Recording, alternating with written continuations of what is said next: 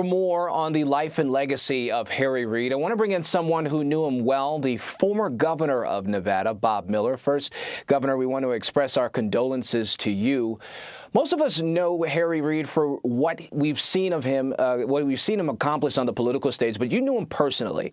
What did he mean to you and, for that matter, for the entire state of Nevada?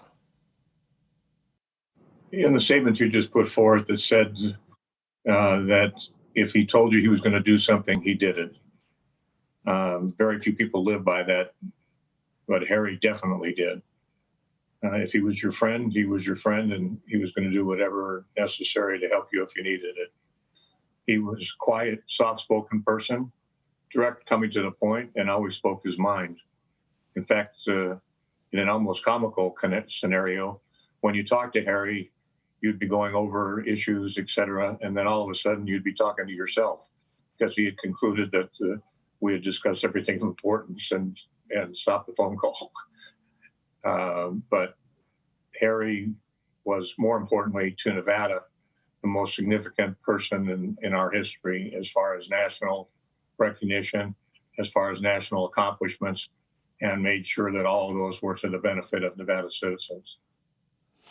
And, Governor, we talked about the work that Senator Reid did with the Affordable Care Act back when that was going on. What are some of his biggest accomplishments for the state of Nevada? You talked about how he is essentially the champion and the son of that state. So what are things that he was able to do?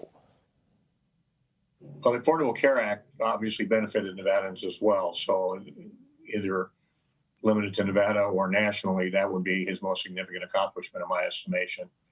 However, another such accomplishment would be the cessation of the Yucca Mountain, which was an effort to put all the nation's nuclear waste into Nevada with very little forethought or preparation. Senator Reid fought that for years, and finally, with President Obama, was able to put a stop to it. Most people probably don't even think about it right now because of what he has accomplished and what a detriment that could have been to our state. He also was great at putting together preservation of public lands. Great Basin National Park is an example, but he allocated much more public lands for pristine use than just that. He helped our industries.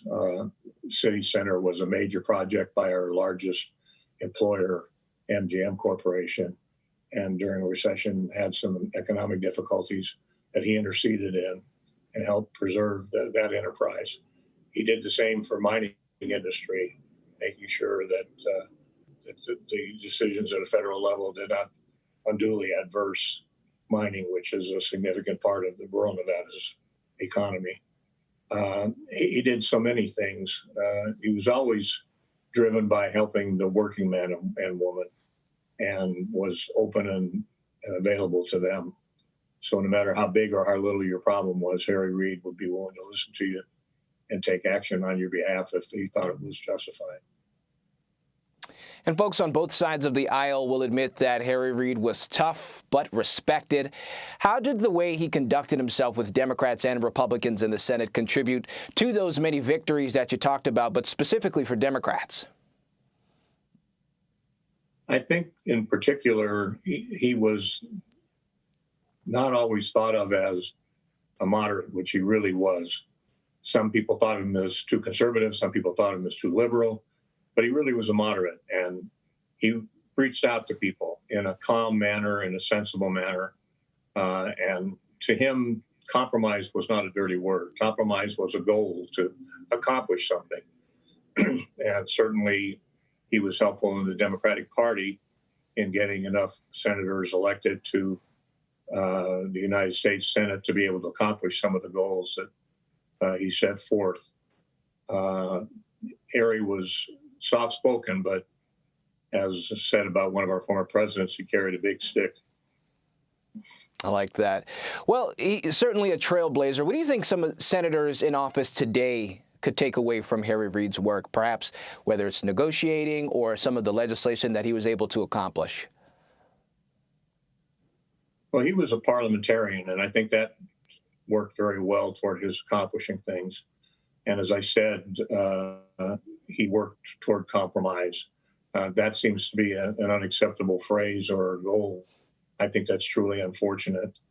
We don't need to have a nation divided. We need to have a nation that is considerate of all viewpoints and reaches a sensible compromise.